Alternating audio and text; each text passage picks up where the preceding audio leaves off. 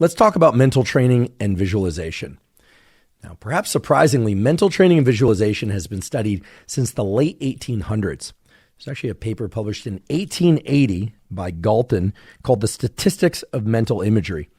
So long ago, people were quantifying and trying to understand how is it that people come up with mental images and how they can apply that to learning things more quickly and more stably over time.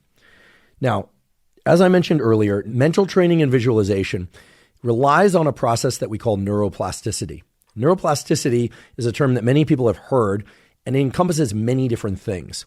So broadly speaking, neuroplasticity includes developmental plasticity, which is the sort of plasticity that occurs between about birth and age 25. And that can be summarized very easily as passive plasticity. In other words, the sorts of changes that happen in one's nervous system simply by engaging in the world and experiencing life as a child, as a young adult, as an adolescent, and as a 22, 23, 24-year-old, etc.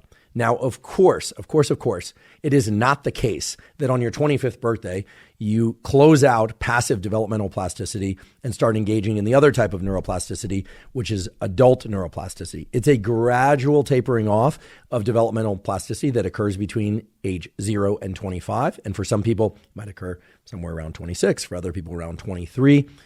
When we say 25, we're really just talking about the average age in which passive plasticity tapers off. However, starting fairly early in adolescence and extending all the way out into one's 80s or 90s or 100s, should one live that long, is the other form of neuroplasticity, which is adult neuroplasticity. Adult neuroplasticity is very different than developmental plasticity because it is the sort of plasticity that one can direct towards one's own specific desired learning.